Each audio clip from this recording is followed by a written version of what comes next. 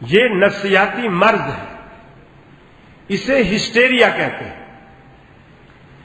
یہ ایک کتاب ہے پریکٹس آف میڈیسن کے نام سے، میرے پاس گھر میں موجود ہے۔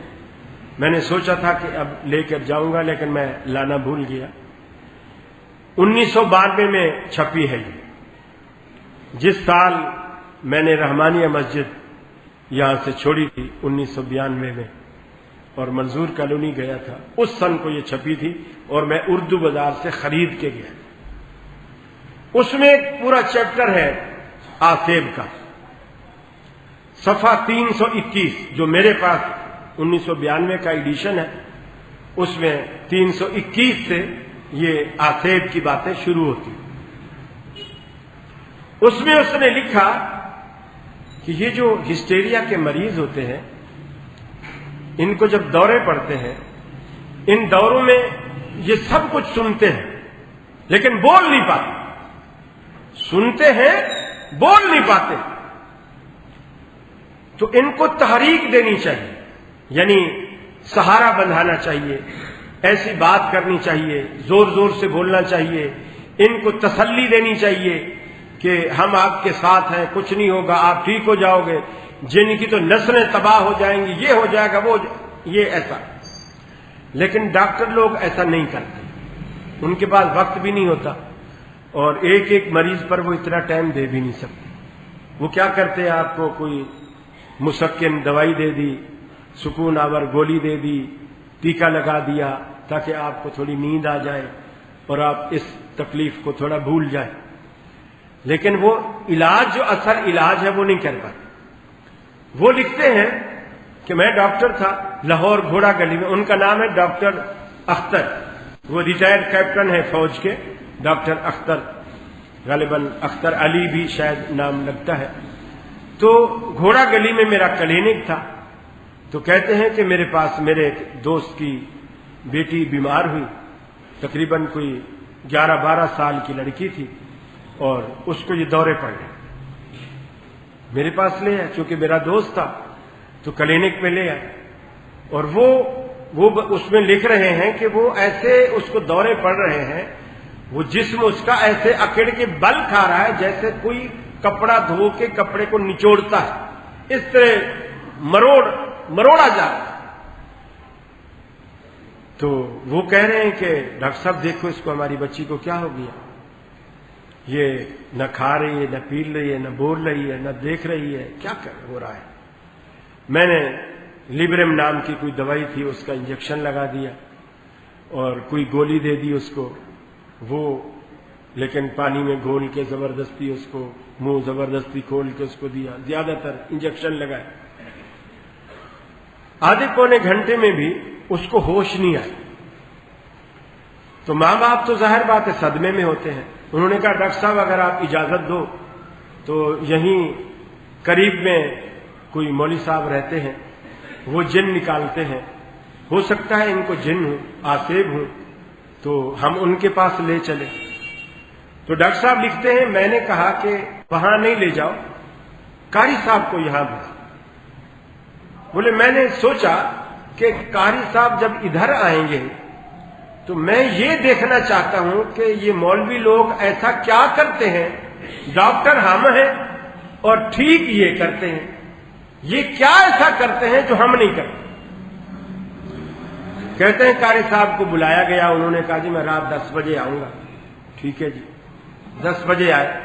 پہلے تو انہوں نے کاغذ لیا اور کاغذ لے کے اس پہ کچھ لکیریں شکیریں ماری، کچھ ہند سے لکھے، پھر اس کی بتی بنائی، اس پہ چھوٹا سا کپڑا بھی رکھا، پھر اس کو آگ لگائی، دھواں دیا، اور جب دھواں بن گیا تو اس کی ناک کے وہاں، چونکہ مریض سانس تو لے رہا ہوتا ہے، ناک کے وہاں دھواں دیا تاکہ یہ دھوئیں سے اس کو اٹھے وغیرہ وغیرہ، اور پھر اس کے بعد پڑھنا شروع کیا اور زور زور سے تیری نسلیں تباہ کر دوں گا، تجھے خاک میں ملا دوں گا، دیکھتا ہوں تو کیسے نہیں چھوڑتا اس بچی کو، تو یہاں آیا کیسے ہے ہماری اجازت کے بغیر، اب میں بھاگنے نہیں دوں گا، یہ وہ کرتا رہا، شور مچاتا رہا۔ تو ڈاکٹر صاحب لکھتے ہیں کہ تقریباً 15-20-25 منٹ کی محنت کے بعد بچی ہوش میں آ گئی، وہ ٹھیک ہو گئی۔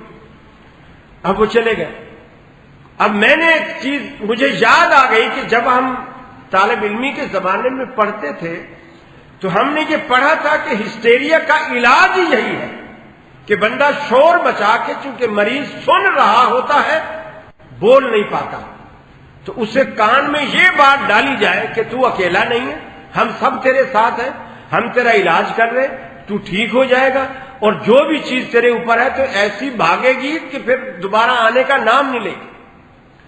بولے کچھ عرصے کے بعد اس لڑکی کو پھر دوبارہ اسی طرح کا ہوا، وہ پھر میرے پاس لے آئے، تو اب بولے میں نے مولوی صاحب والا حربہ استعمال کیا، میں نے وہی جو انجیکشن بھرتا تھا وہی بھرنا شروع کیا، اور منہ سے کہا 1000 cc کا انجیکشن لگا دوں گا، تیری نسلیں جلا کے رکھ دوں گا، تو دوبارہ آنے کے قابل نہیں رہے گا، آج تو بچ کے جائے گا کہاں، ایسے 1000 cc کے 5 انجیکشن لگاؤں گا، دیکھنا تیری نسلیں جل جائیں گی۔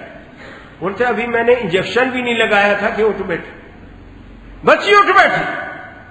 اس کے بعد بولے مجھے ان لوگوں نے اتنا مشہور کر دیا، لوگ آ رہے ہیں میرے پاس ہسٹیریا کے مریض، اب میں سمجھنے میں دیری نہیں کرتا تھا کہ ہسٹیریا کا مریض ہے، اور میں انجیکشن بھرتا اور اسی طرح شور مچاتا کہ ہم سب تیرے ساتھ ہیں، تو اکیلا نہیں ہے، یہ ہے وہ ہے، اور وہ 20-25 منٹ کی محنت کے بعد، یہ ڈاکٹر یہ محنت نہیں کرتے، اس کے بعد وہ ٹھیک ہو جاتا۔ تو پھر کہتے ہیں کہ اتنا میں مشہور ہوا کہ لوگ کہتے ہیں یہ گھوڑا گلی میں ڈاکٹر آیا ہے، وہ ٹیکے سے جن نکالتا ہے، وہ ٹیکے سے جن نکالتا ہے، تو وہ حالانکہ جن تھا ہی نہیں، لیکن ساری دنیا نے اسے جن بنایا، اگر جن تھا تو وہ ٹیکے سے تھوڑی جائے گا۔ دوسری بات، جن جب اندر ہوتا ہے، راکی بعض جن نکالتے وقت مریض کو مارتے ہیں، کوئی تھپڑ مارتے ہیں، کوئی ڈنڈے مارتے ہیں، اور بعض دفعہ اتنا مارتے ہیں کہ مریض مر جاتا ہے، پھر یہ لوگ کیا کہتے ہیں، یہ جعلی عامل تھا، جب بندہ مر جاتا ہے نا یہ جعلی عامل تھا، جعلی پیر تھا، نقلی پیر تھا، بچ جائے تو پھر یہ اصلی تھا۔ اس کے بعد یہ مار کٹائی جب کرتے ہیں، اب جن، میں آپ سے پوچھتا ہوں، جن آدمی کے اندر ہوتا ہے، باہر تو نہیں ہوتا ہے، اندر ہے، جب کوئی ڈنڈا مارے گا جن والے کو تو یہ کہتے ہیں مریض کو نہیں لگتا، جن کو لگتا ہے، جن کو تو تب لگے گا جب جن اوپر ہوگا۔ تو آپ نے ہیلمٹ پہنا ہوا ہے، ہیلمٹ جب آپ نے سر پہ لگایا ہے اور آگے ٹریفک پولیس نے روکا اور سگنل کیوں توڑا، اس نے سر پہ تھپڑا مار دیا، آپ نے ہیلمٹ بھی پہنا ہوا ہے، وہ آپ کو لگے گا یا ہیلمٹ کو لگے گا؟ ہیلمٹ کو لگے گا، آپ کو کچھ بھی نہیں ہوگا۔ اگر جن ہمارے اندر ہے، مولوی نے ڈنڈا مارا تو جن تو اندر ہے، تو شکر ہے خدا کا میں بچ گیا، انہی کا اپنا بیٹا ہی پٹ رہا ہے، انہی کا اپنا بیٹا پٹ رہا ہے، میں تو بچ گیا۔ تو باہر سے مار پڑ رہی ہے نا، یا تو اندر سے مارو، اور اندر سے راکی کیسے مارے؟ وہ کیسے مارے؟ مار ہی نہیں سکتا، باہر سے مارے۔ پھر اگر وہ اندر ہے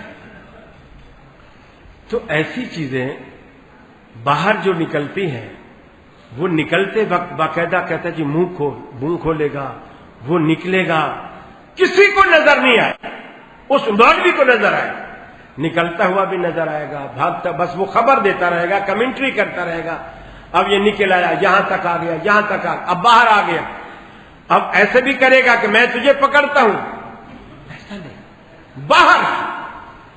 اللہ کے رسول کو بھی تنگ کیا، صحابہ کو بھی بعض دفعہ تنگ کیا، باہر سے، اندر اس کی جرت ہی نہیں، اندر کیسے داخل ہو؟ ایک مخلوق جو جن سے دوسری ہے، دوسری مخلوق کے اندر کیسے داخل، کیسے دم ہوگی؟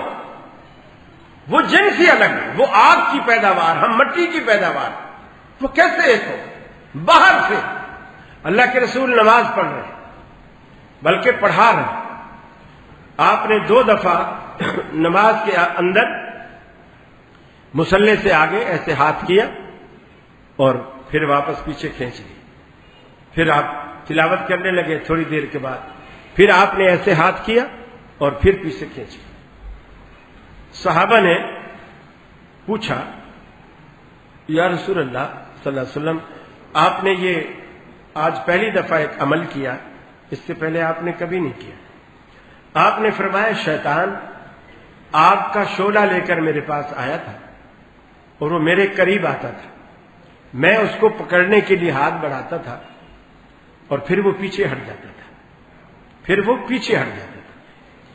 فرمایا کہ میرے دل میں خیال یہ بھی آیا میں اسے پکڑ لوں اور مسجد کے پلر کے ساتھ باندھ دوں اور صبح مدینے کے بچے آ کر کے اس کو سیدھا کریں گے۔ یہ ہمارے ہاں مقولہ بڑا مشہور ہے کہ بچوں سے تو شیطان بھی تنگ ہوتا ہے، بچوں سے شیطان بھی تنگ ہوتا ہے، اور یہ حقیقت ہے۔ اللہ کے حبیب نے فرمایا کہ میں چاہتا تھا مسجد کے پلر کے ساتھ باندھ دوں اور صبح مدینے کے بچے آئیں اور اس کے ساتھ کھیلے کا مطلب اسے تنگ کریں، بچے اس کو سبق سکھائیں کہ کیسے آیا جاتا ہے اور کیسے تنگ کیا جاتا ہے۔ لیکن پھر مجھے بھائی سلیمان علیہ السلام کی دعا یاد آئی کہ انہوں نے دعا کی تھی کہ یا اللہ، جس طرح کی حکمرانی اور جس طرح کی نعمت تو نے مجھے عطا کر رکھی ہے کہ ہر چیز میرے تابع ہے، پرند چرند جنات حیوان سب، ہوا بھی تابع ہے، تخت پہ بیٹھ جاتے ہیں، ہوا کو کہتے ہیں کہ اسے اڑن کھٹولا بنا کے اڑا دے، ہوا لے چلتی، اور جہاں کہتے ہیں بغیر انجن کے، بغیر پیٹرول کے، بغیر CNG کے ہوا کے دوش پر سفر کر رہے ہیں اور گھنٹوں کے سفر منٹوں میں ہو رہے ہیں۔ ظاہر بات ہے ہوا کی تو اپنی ایک اسپیڈ ہے۔ تو مجھے وہ دعا یاد آئی اور میں نے چھوڑ۔ باہر تنگ کرنے کی بے شمار مثالیں، بخاری شریف میں آتا ہے غزوہ خندق میں اللہ کے رسول جب تشریف لے گئے، صحابہ بھی گئے، تو خندق کھدائی ہوئی۔ شام کے وقت کچھ لوگ ایسے ہوتے تھے جن کی نئی شادیاں ہوئی ہوتی تھیں یا ان کے گھر پیچھے اکیلے ہوتے تھے، تو آپ ان کو رخصت دے دیتے تھے کہ رات گھر میں گزارو اور پھر صبح پھر آ جانا۔ تو ایک صحابی کہتے ہیں میری نئی شادی ہوئی، دلہن گھر میں تھی، میں خندق کھودنے آیا ہوں، تقریباً عصر کے قریب میں نے رسول اللہ صلی اللہ علیہ وسلم سے کہا کہ یا رسول اللہ مجھے رخصت دیجیے، میرا گھر بھی اکیلا ہے اور نئی شادی ہے، تو دلہن گھر میں ہے، تو مجھے جانے کی اجازت دیجیے۔ آپ نے اجازت دے دی۔ وہ فرماتے ہیں کہ میں آیا، جب گھر کی گلی میں آیا، گھر کا ایسے دروازہ تھا، میری جو دلہن ہے وہ گھر کے گلی کا جو باہر کا دروازہ ہے جسے آپ مین گیٹ کہتے ہیں، باہر کا گلی کا دروازہ، وہاں آئی کھڑی ہے اور گلی کی طرف اس کی پیٹھ ہے، اس کا منہ اندر گھر کے صحن کی طرف۔ وہ صحابی کہتے ہیں کہ میں سمجھا کہ میری دلہن لوز کریکٹر کی مالک ہے، یہ میرے پیچھے یہ گلی میں اپنے جسم کی نمائش کر رہے ہیں، یہاں کیوں آئی کھڑی، دروازے میں کیوں آئی، دروازہ کھلا، اوپن گلی میں یہ کیوں آ کے کھڑی۔ عرب اپنے ساتھ تیر کمان تلوار یہ کلچر ضروری نہیں کہ لڑائی میں رکھتے تھے، یہ ان کا کلچر تھا، ہمیشہ رکھتے تھے، اور وہ تو ویسے بھی جنگ کے لیے گیا تھا، اس کے پاس تو یقیناً یہ چیزیں تھیں۔ اس نے کمان اپنے بغل سے نکالی اور تیر اس کمان میں رکھا اور نشانہ بنانے کے لیے اس نے دلہن کا نشانہ بنایا، اور آہٹ ہوئی تو دلہن نے پیچھے پلٹ کے دیکھا، وہ سمجھ گئی کہ یہ مجھے تیر مار رہا ہے۔ اس نے کہا مجھے تیر مارنے سے پہلے اندر آ کے دیکھ کہ میں باہر دروازے پر کیوں آئی، مجھے کس چیز نے دروازے پر نکالا ہے۔ یہ بھی ایک مسئلہ ہے، سامنے والے کو کتنی بھی بڑی بات آپ نے آنکھوں سے دیکھی ہو، سامنے والے کو ایک دفعہ صفائی کا موقع ضرور دو سزا سے پہلے، یہ شرعی مسئلہ، ورنہ پھر ساری زندگی پچھتانا پڑتا ہے، ساری زندگی۔ اب اگر وہ اس کو تیر مار دیتا، دلہن مر جاتی اور گھر میں آتا، وہ کچھ دیکھتا جس کو دلہن نے دیکھا اور باہر آئی، تو ساری زندگی پچھتاتا۔ اس نے کہا کہ پہلے گھر میں آ اور دیکھ کہ مجھے کس چیز نے باہر نکالا ہے، میں فاحشہ نہیں ہوں۔ وہ غصے میں تو تھا، اس نے تیر کمان سے تو نکال لی، اسے نیزہ بنا کے ہاتھ میں رکھ لیا۔ اب وہ سمجھ رہا ہے پتہ نہیں گھر میں کون آیا، گھر میں کون گھسا ہے۔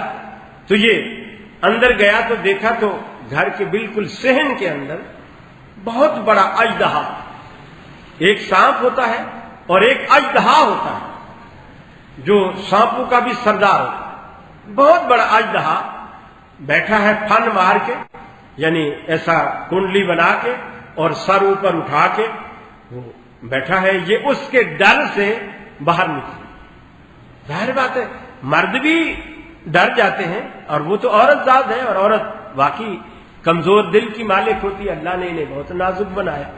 وہ باہر آ، میں اس ڈر سے آیا۔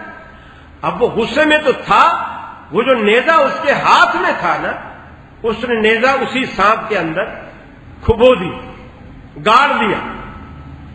صحابہ کہتے ہیں سانپ بھی تڑپا اور وہ صحابی بھی تڑپا، دونوں تڑپنے لگے، اور دیکھتے ہی دیکھتے دونوں مر گئے، صحابی بھی، مارنے والا بھی، اور سانپ۔ رسول اللہ صلی اللہ علیہ وسلم کے پاس صحابہ اس کیس کو لے کے گئے کہ یا رسول اللہ صلی اللہ علیہ وسلم اس طرح معاملہ ہے، تو اس طرح یہ بندہ فوت ہو گیا، سانپ بھی مر گیا، وہ بھی مر گیا۔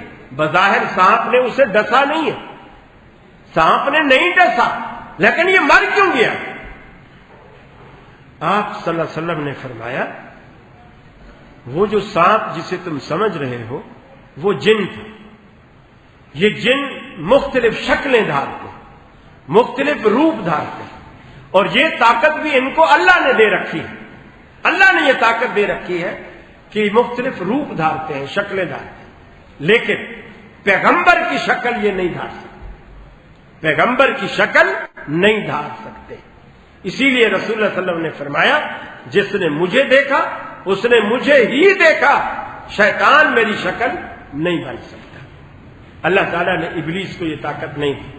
پھر آپ نے فرمایا وہ شیطان تھا، یعنی جن تھا، اور جن مختلف شکلیں دھارتے ہیں۔ تم لوگ آج کے بعد جب کبھی گھروں میں اس طرح کی چیز دیکھو اسے فوراً جا کے مار نہ دو، بلکہ 3 دفعہ وارننگ دو، 3 دفعہ وارننگ دو کہ یہاں سے چلا جا، یہاں سے چلا جا، یہاں سے چلا جا۔ اگر تو وہ جن ہوگا سمجھ جائے گا اور چلا جائے گا، اور اگر اصلی والا سانپ ہوگا وہ سمجھے گا ہی نہیں۔ آپ چلا جا چلا جا، کوئی اردو میں کہہ رہا ہے، کوئی انگریزی میں گیٹ آؤٹ کہہ رہا ہے، اس بیچارے صاحب کو کیا پتا یہ کیا مطلب ہے، تو وہ سمجھے گا ہی نہیں، وہ بیٹھا رہے گا۔ فرمایا اگر وہ جن ہے اور وہ چلا گیا ٹھیک ہے، تم اسے کچھ نہ کرو، اور اگر وہ تمہاری 3 دفعہ کی وارننگ کے بعد بھی وہ نہیں گیا، بیٹھا رہا، اب تم اسے مار دو، وہ تمہیں نقصان نہیں پہنچائے گی۔ اس صحابی کا آپ نے فرمایا کہ اس نے اس سانپ کو مارا، اس کے خاندان والوں نے اس کو مار دیا، حالانکہ سانپ نے اسے نہیں ڈسا تھا۔ یہ سارے معاملات باہر ہوئے، باہر سے، سانپ بھی باہر گھر میں آیا، مارنے والے بھی باہر سے آئے، اندر سے کوئی نہیں نکلا، باہر سے آئے۔ آپ نے فرمایا اس نے اسے مارا، اس کے مثلا کسی کا بھائی ہوگا، وہ کسی کا بیٹا ہوگا، کسی کا ابا ہوگا، تو اس نے وارننگ دیے بغیر اس کو مار دیا۔ آپ نے فرمایا آج کے بعد کبھی بھی کسی کو دیکھو اس طرح تو اس کو 3 دفعہ وارننگ دو، اگر پھر بھی نہ جائے تو مار دو، اب اس کے رشتہ دار تمہارا کچھ نہیں بگاڑ سکیں، کچھ بھی نہیں بگاڑ سکیں۔ اس طرح کی ایک بات شاہ ولی اللہ محدث دہلوی کے بارے میں ان کے بیٹے عبدالعزیز محدث دہلوی نے لکھی ہے، میں اس کی تصدیق بھی نہیں کر سکتا، تکذیب بھی نہیں کر سکتا، واللہ لوگوں کے بتائے ہوئے حالات ہیں، جس طرح لوگ قصے سناتے۔ وہ کہتے ہیں کہ ہمارے ابا کو رات کے وقت نا ایک دو بندے آئے اور وہ کہنے لگے کہ جی آپ ہمارے علاقے میں چلیں، ایک معاملہ ہے، جیسے کوئی بھی بات بنائی، جنازہ ہے یا کوئی بھی مسئلہ، آپ چلیں۔ ان کو بہانے سے لے گئے تو وہ وہاں گئے تو دیکھا تو بہت بڑا کوئی میدان ہے، اس میں کرسیاں لگی ہیں، لوگ بیٹھے ہیں، اور منظر کچھ ایسا لگ رہا ہے جیسے عدالت ہو۔ تو کہتے ہیں کہ مجھے اس میں یعنی وہ لکھتے عبدالعزیز صاحب کہ میرے ابا کو وہاں پیش کیا گیا، اور پیش کیا گیا تو سامنے کوئی کرسی پر بوڑھا ایک جج بیٹھا تھا، اور مقدمہ پیش کرنے والوں نے مقدمہ کیا کہ جی کل اس نے یعنی ولی اللہ نے میرے بھائی کو قتل کیا۔ اس جج نے پوچھا ہاں بھی ولی اللہ، تو اپنی صفائی میں کچھ کہنے کو ہے تیرے پاس؟ اس نے کہا جی یہ بھائی کا قتل کہتے ہیں، میں نے تو آج تک چڑیا کا بچہ نہیں مارا ہے، تو میں کہاں سے ان کے بھائی کو قتل کروں گا؟ یہ قتل و غارت گری والا تو ہمارا کام ہی نہیں ہے۔ اس نے کہا جی نہیں، جھوٹ بولتا ہے، اس نے کل ہمارے بھائی کو قتل کیا تھا۔ آخر اس نے بات کو کھولا کہ جی کل ہمارا بھائی سانپ بن کر تمہارے گھر میں آیا تھا، تم نے لکڑی اٹھا کر اس کو مار دیا۔ تو شاہ ولی اللہ نے کہا کہ میں نے رسول اللہ صلی اللہ علیہ وسلم کی حدیث کے مطابق اسے 3 دفعہ وارننگ دی کہ تو یہاں سے چلا جا، یہ نہیں گیا، تو رسول اللہ نے فرمایا ہے کہ جب وارننگ کے بعد بھی نہ جائے تو مار دو، میں نے مار دیا۔ تو مولانا عبدالعزیز لکھتے ہیں کہ میرے ابا کہنے لگے کہ وہ جو کرسی پر جن جج بیٹھا تھا اتنی بڑی عمر کا تھا، اس کی یہ جو بھمیں ہوتی ہیں، ایک تو بھموں کے بال ہیں، بھموں کا جو چمڑا، یہ چمڑا اتنا لٹکا ہوا تھا کہ اس کے رخساروں پر آ رہا تھا۔ اس نے جب میں نے یہ حدیث سنائی تو اس نے وہ اپنے ہاتھوں سے وہ جو اس کے بھمیں کا چمڑا جو لٹکا ہوا تھا رخساروں پر، اپنے ہاتھوں سے اوپر اٹھایا اور میری طرف غور سے دیکھا اور کہا کہ ولی اللہ کو چھوڑ دو، اس لیے کہ یہ حدیث میں نے رسول اللہ صلی اللہ علیہ وسلم سے اپنے کانوں سے سنی تھی۔ اب اللہ عالم یہ بات کہاں تک درست ہے؟ وہ لکھتے ہیں کہ اس کے بعد جو جمعہ آیا، میرے والد نے جمعے میں کہا کہ آج سے میں تابع ہو گیا، انہوں نے کہا کیسے تابع ہو؟ بولے میری صحابی سے ملاقات، جن صحابی سے ملاقات ہوئی ہے جس نے رسول اللہ سے اپنے کانوں سے یہ حدیث سنی ہے، اس کا مطلب یہ ہے اس نے نبی کریم کو دیکھا ہے۔ وہ صاحب اللہ عالم، میں اس کی تصدیق نہیں کرتا، لیکن ایک واقعے کے طور پر آپ کو سنا دی کہ یہ اس طرح کی باتیں بھی لوگ کرتے ہیں، لیکن اس بات کی میں تصدیق اس لیے بھی نہیں کر سکتا کہ رسول اللہ صلی اللہ علیہ وسلم کی ایک حدیث ہے، آپ نے فرمایا اپنے آخری ایام میں آپ نے فرمایا آج جو بھی ذی روح زمین پر بسنے والی جتنی ذی روح مخلوق ہے 100 سال کے بعد وہ زندہ نہیں رہے گی، اور جن بھی اسی زمین پہ رہتے ہیں، انسان بھی اسی زمین پہ رہتے ہیں، اور اسی بنیاد پر ہم یہ بھی کہتے ہیں کہ جو حضرت خضر کے بارے میں مشہور ہے کہ وہ بھی زندہ رہتا ہے اور مصیبت میں گھرے ہوئے لوگوں کی آ کر ہیلپ کرتا ہے، مدد کرتا ہے، یہ قصے اور کہانیاں ہیں رسول اللہ صلی اللہ علیہ وسلم کے فرمان کے مطابق کہ اس کے بعد 100 سال کے اب تو 1400 سال ہو گئے، اب وہ لوگ کہاں باقی ہیں؟ کوئی زندہ ذی روح جو زمین پہ بسنے والے ہیں، فرمایا ان میں سے 100 سال بعد کوئی نہیں بچے گا۔ لہذا 100 سال کے بعد نہ کوئی صحابی رہا نہ کوئی دوسرا جو رسول اللہ صلی اللہ علیہ وسلم کے زمانے میں تھے، وہ سب سارے فوت ہو گئے۔ تو اب یہ بات آپ دل و دماغ میں بٹھائیں، جن ہمارے اندر نہیں جاتا، باہر ہوتا ہے، باہر تنگ کرتا ہے، شرارتیں کرتا ہے، ان شرارتوں سے بچنے کے لیے اللہ کے حبیب نے دعائیں بتلائی، دعائیں سکھلائی۔ دیکھیے آپ نے فرمایا اگر کوئی شخص دسترخوان پر بیٹھ کر بسم اللہ کہتا ہے، ابلیس بھی اس دسترخوان پر بسم اللہ پڑھنے سے پہلے بیٹھا ہوتا ہے، شیطان بیٹھا ہوتا ہے، اپنی ٹیم کو بٹھائے ہوئے ہوتا ہے، انتظار میں کہ کھانا شروع ہوگا تو ہم کھائیں گے، لیکن جب بسم اللہ پڑھی جاتی ہے शैतान कहता है उठो यहां से, इस बंदे ने अपने दस्तरखान पर बैठना तुम पर हराम कर दिया। वो बैठ नहीं सकता जब बिस्मिल्लाह पढ़े। आपने फरमाया जिस घर की कुंडी, ये जो हम अंदर जब घर में दाखिल होते हैं ना तो कुंडी लगाते हैं, मेन गेट की भी कुंडी लगाते हैं, बेडरूम में सोते हैं तो उसकी भी कुंडी लगा देते हैं। अगर वो मेन गेट ऐसा हो कि दीवार के ऊपर से भी फलांगने का खतरा हो किसी का, तो फिर हम बेडरूमों को भी अंदर से कुंडी लगाते हैं। तो रसूलुल्लाह सल्लल्लाहु अलैहि वसल्लम ने फरमाया जब कोई बंदा किसी गेट की कुंडी लगाते वक्त बिस्मिल्लाह पढ़कर कुंडी लगाए, आपने फरमाया कसम है उस जात की जिसके कब्जा कुदरत में, जिसके हाथों में मेरी जान है, शैतान उस घर की दहलीज पार नहीं कर सकता जिस दहलीज को बिस्मिल्लाह पढ़कर उसकी कुंडी बंद की गई हो।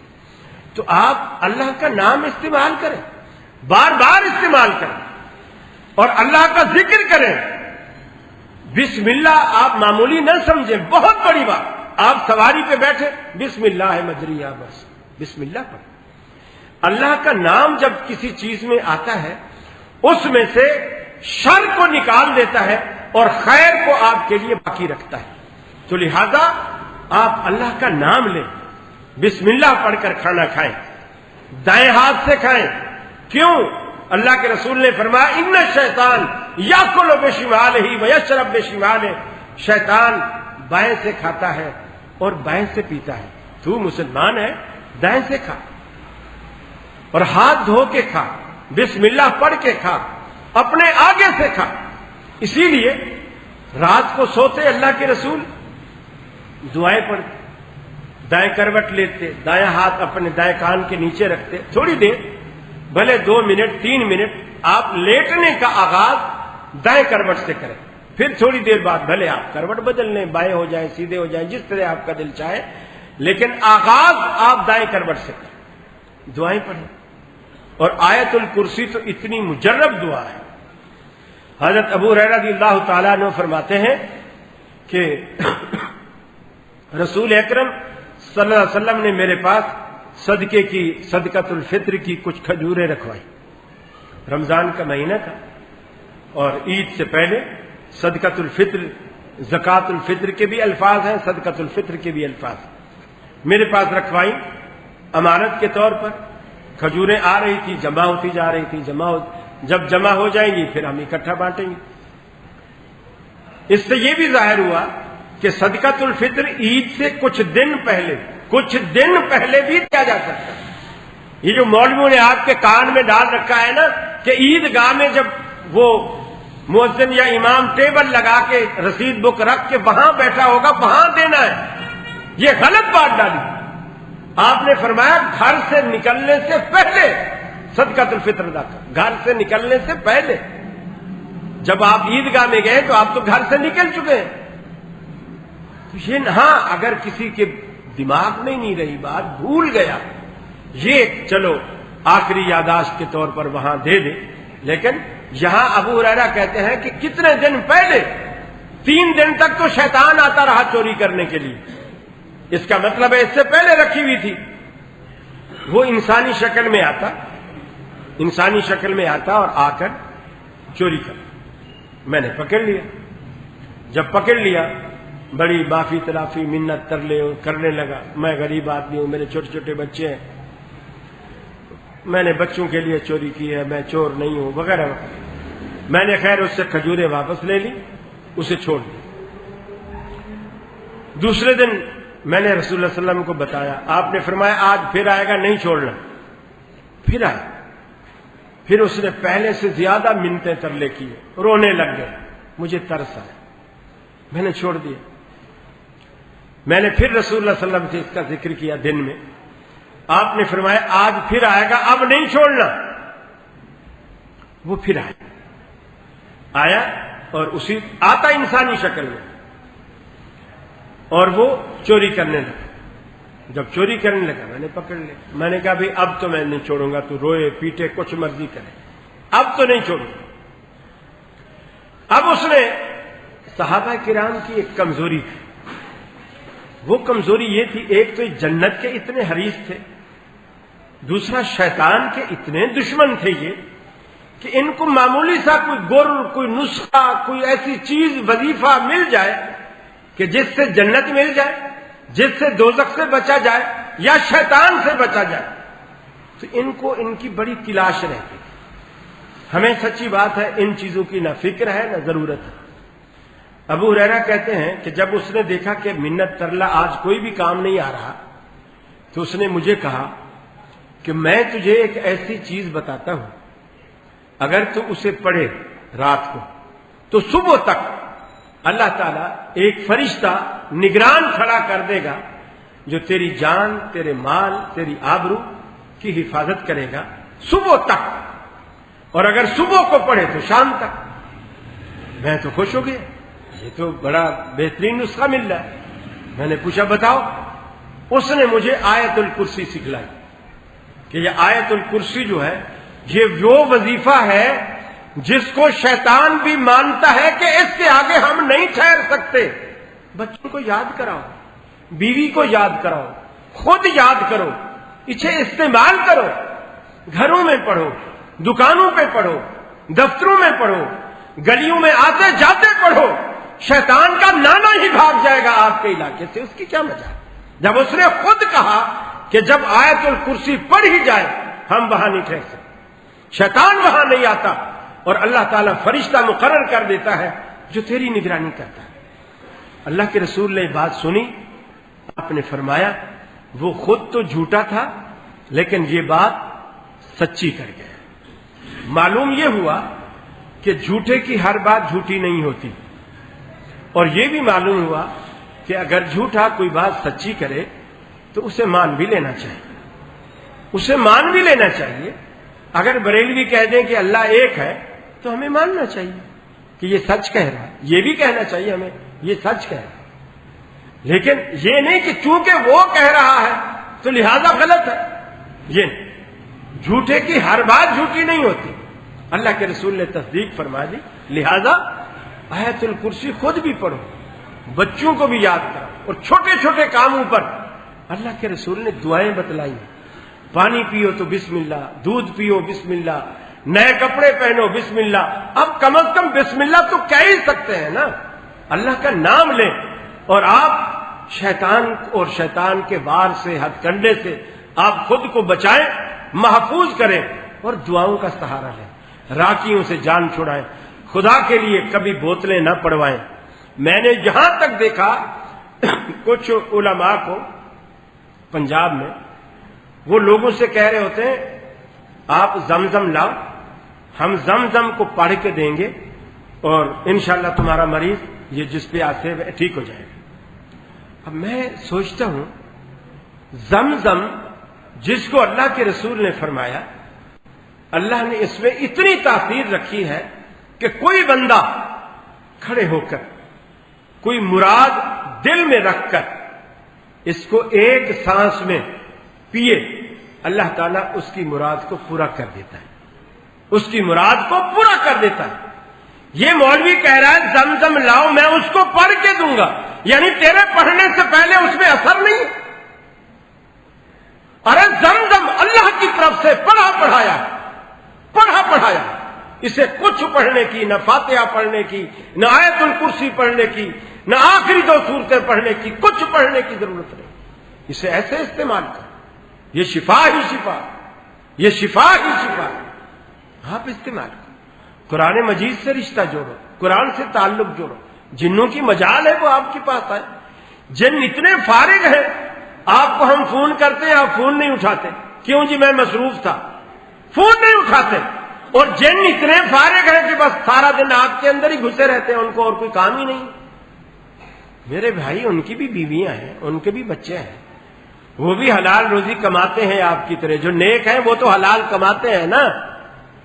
اور دوسری بات آپ نے فرمایا اگر تم برتن گھر میں رکھتے ہو نا، خالی برتن، بسم اللہ پڑھ کے الٹا کر سیدھا نہ رکھ۔ یہ جو عورتیں گھروں میں شو کیس میں سجا کے رکھتی ہیں نا، جگ بھی سیدھا، کیتلی سیدھی، گلاس سیدھے، آپ نے فرمایا بسم اللہ پڑھ کے الٹا کر۔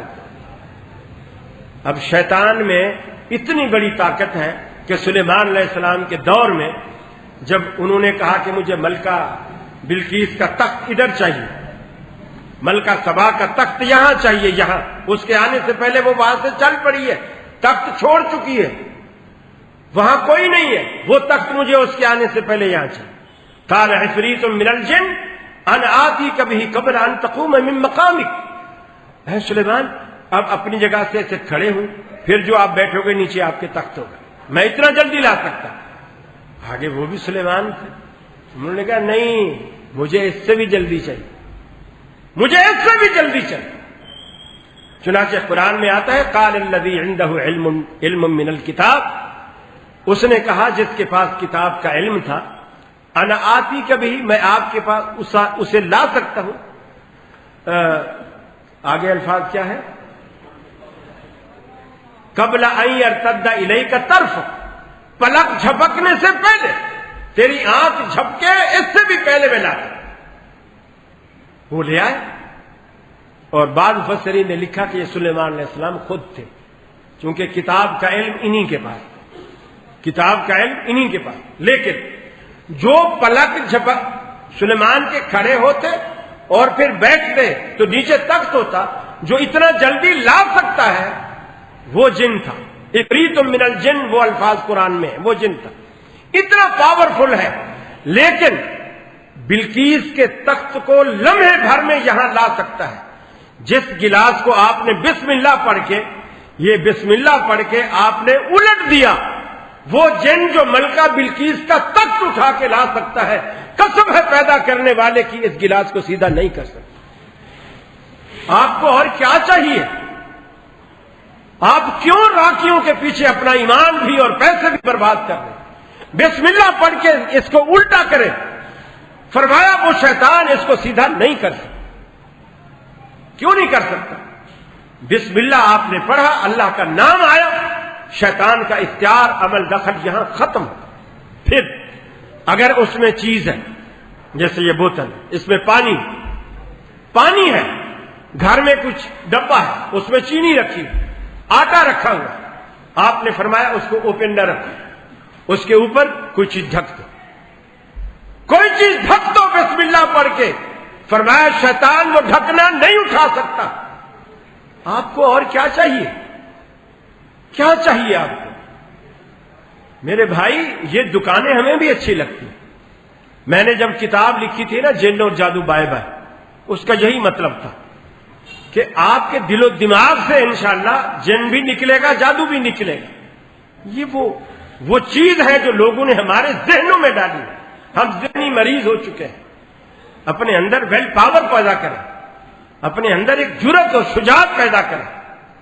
اور پھر دیکھ، یہ جن کے پہلے ہم سے ڈرتے تھے، سارے جن ہم سے ڈرتے تھے، لیکن جب سے جنوں نے انسانوں نے جنوں سے مدد مانگنی شروع کی، تعویذ والوں نے ان سے ہیلپ، وہ تعویذ بھی دیکھو تو پتہ نہیں کیا کیا کنارے پہ نام لکھے ہوئے ہوتے، شیطانوں کے نام لکھے ہوئے ہوتے، ان سے مدد مانگی جا رہی ہوتی ہے۔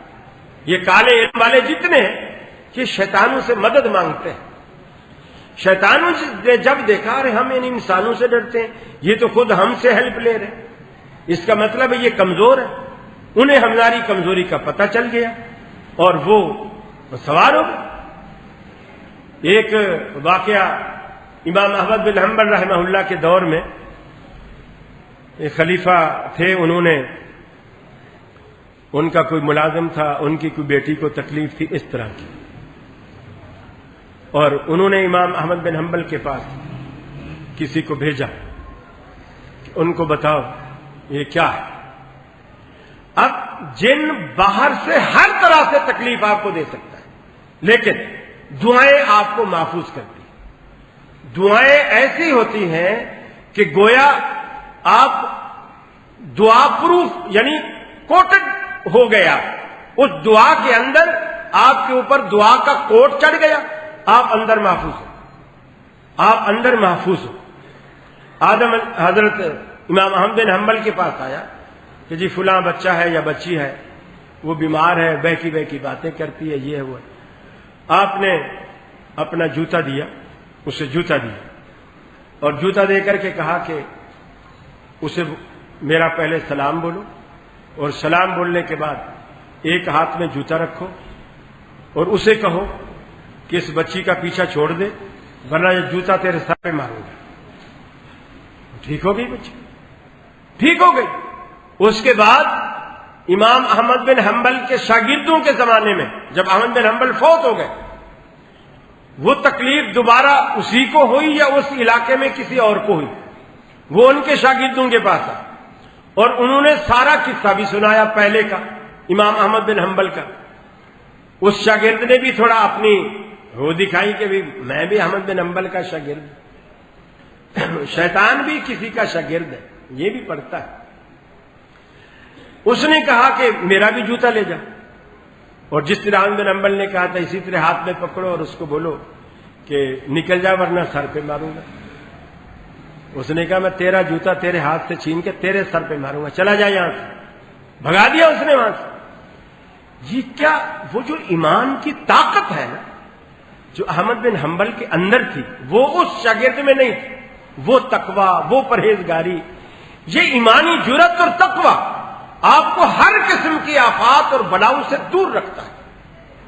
آپ منہ سے بات نکالتے ہیں عرش والا اسے پورا کر دیتا ہے، آپ مستجاب الدعوات بن جاتے ہیں۔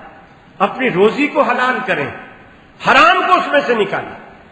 آپ کی ایک ایک بات اللہ رب العالمین پوری قبول کرے گا، شروع سے آخر تک۔ آپ جو اللہ سے مانگیں گے وہ آپ کو دے گا۔ آپ کی روزی حلال کریں۔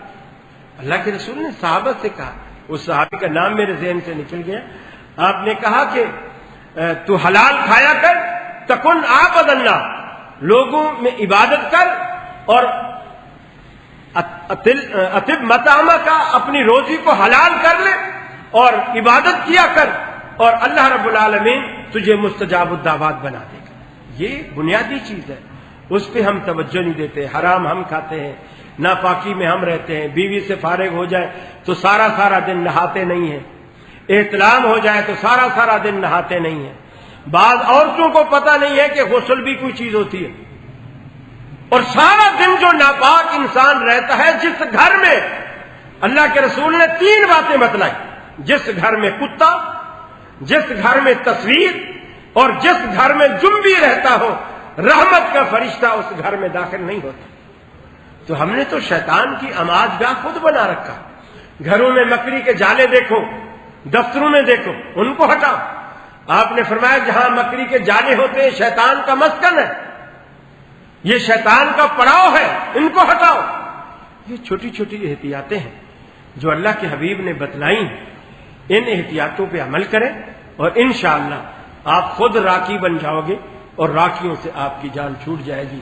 وآخر دعوانا ان الحمد للہ رب العالمین۔